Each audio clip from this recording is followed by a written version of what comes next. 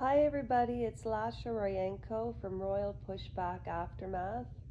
I've spent the last 3 days trying to take shorts from L&L Soul Sisters and Lasha Rojenko and this channel and amalgamate them, but I'm not talking about it anymore because I swore on Sophie's life I wouldn't. So I'm going to tell you about change.org and why it's important for anybody hears this to trust me when I tell you this is the truth, the whole truth based on facts. I can't show you the notes. I could get sued for defamation and harassing a surgeon, and I'll never stop talking about it. In short, I was in a wheelchair for 1 year because of a femur break, but the doctor broke my knee in the surgery, and he missed my knee joints by 1 millimeter. That's the only reason I was able to bend my knee again, but it took me 3 years. I had the wrong size hardware in my leg for almost 6 months. It happened on October the 28th of 2017, and then I had the surgery on April the 12th of 2018. The femur healed in 3 months, and I was walking in 3 months, but that it took me a year because I didn't have the surgery till April.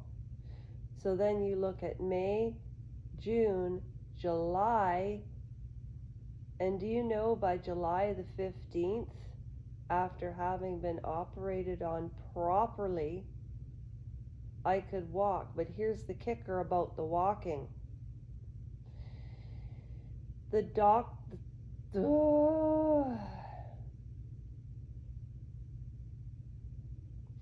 surgeon who operated on me, Michael Corcola, of the Royal Victoria Hospital in Canada, Barrie, Ontario, Canada, broke my knee in a femur operation. I don't care how severe the break was. I remember them wheeling me out, and they didn't have, because I shouldn't have needed a wheelchair where your knee bends down, because I couldn't bend it even if I wanted to, because the hardware was underneath my kneecap. And he didn't say anything. And that's why when power goes into the wrong hands, and he got away with it. This happened 6 years ago. I wrote it all on change.org. It's too long.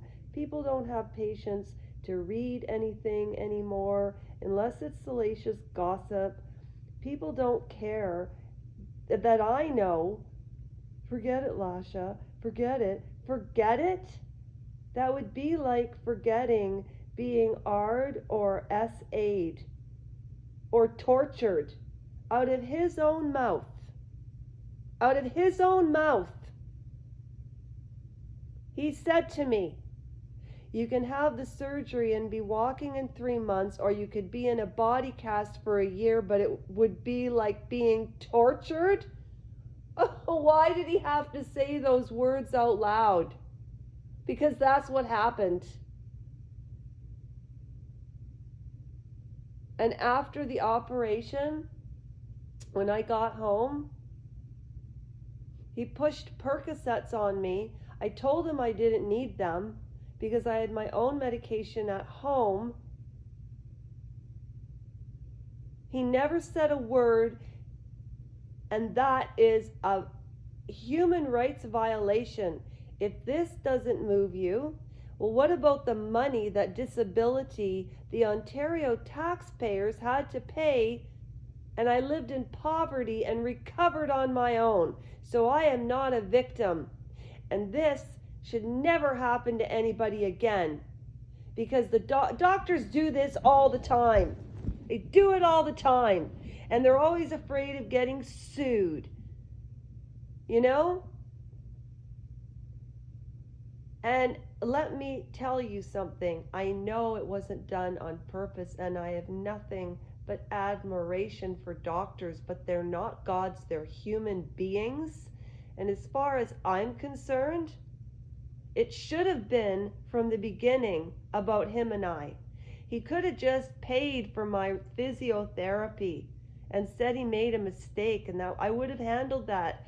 Anybody has to accept human error. You don't sue people because they make a mistake. Of course they might make a mistake in a surgery. But if they don't say anything, for gosh sakes, how can you handle knowing that your tax dollars went to $200,000 for cab rides for me to be hauled back and forth from Barrie to Hamilton because the ODSP wouldn't move me to Hamilton to be closer to my good doctors, because that's not how the budget works? Then make it work right. If a doctor doesn't keep his oath, there needs to be a new law and legislation. I am going to my MP.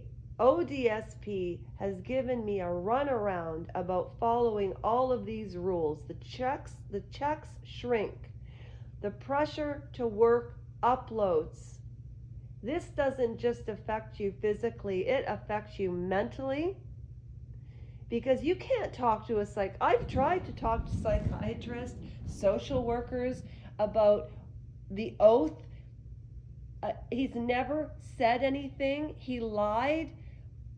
Oh my gosh, he lied to my doctor, saying that my femur was healing. The physiotherapist said, "Oh, you're still having trouble with your knee." I said, "Why can't I bend it?" And she had the X-ray. "Oh, I have to talk to the surgeon." Nobody will stick up for anybody if somebody in the healthcare system makes a mistake. So who's going to stick up for people like me? It has to be the people. Canadians, I am not crazy. I am angry. If my voice sounds harsh, it's because I've been so harsh on myself.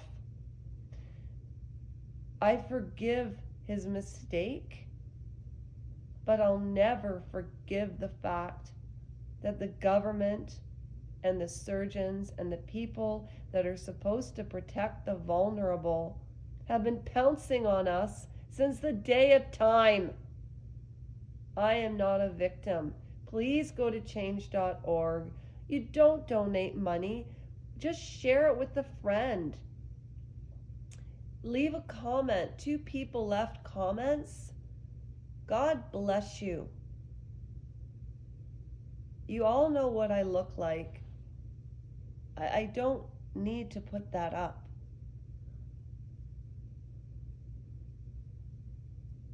Just do the right thing.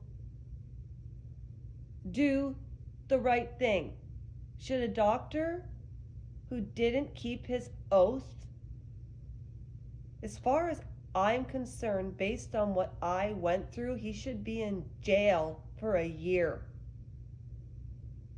Criminal charges, or, you know what would make my life really easy? If he had done his job right in the first place, because I was on my way to Ottawa to work with Lisa. I've talked about my friend Lisa, and her father knew a man who was opening a restaurant, who had a coffee shop, and there was art, and I was going to be the manager, and I couldn't go because after a year, and then I had 1 more year of the right pins in my leg. So I had steel in my knee for 2 years and I couldn't bend it. Then in 2019, they took out the pins. And the relief, oh my God. I swore I would never stop walking after that, and I haven't. And I did it on my own with the help of people I can't mention, and a family member. Well, two of them, three blood relatives that, they weren't around, but their phone calls, I don't think they knew how hard. I spent 2 years in my life in a cab, going back and forth. And then I think of the pain I'm in all the time to this day, because he didn't say, I could just cry, scream, beg, or say, the heck with all of you. But I believe that people will do the right thing. And I know that if this petition grows even to 10,000 signatures, I can take it to my MP. I have already written a proposal in my head. I just have to take it from hand to paper to write down what the new legislation would be if the doctor doesn't keep their oath. And the payments need to come out of the insurance companies that are supposed to be for the patients, but they're there to protect the doctors, just like the College of Physicians of Ontario. And it broke my heart that the system in Canada was corrupt. And I was 46 when this happened. I lost my childbearing years. It was great being in a wheelchair and learning how to walk and everything else until I was 50. And I didn't feel like a woman. I felt like a broken piece of nothing. And everybody's like, get a job, get a job. Okay. Just let me get myself together here. And now I am. And I am telling you, it could happen to you. And I know it's happened to other women and another man. The same Dr. Michael Kroll from the Royal Victoria Hospital in Barrie. Just beware for MK. I don't care anymore. What is he going to sue me for? Slander? Am I going to get sued for harassing the surgeon who maimed me? I don't think so. And if I do, that'll show you right here and now, because I'm documenting this all the way till I stand in front of Parliament, in front of Fidel Castro's son, Justin Trudeau. Get the hell out, liberals. And I'm a liberal.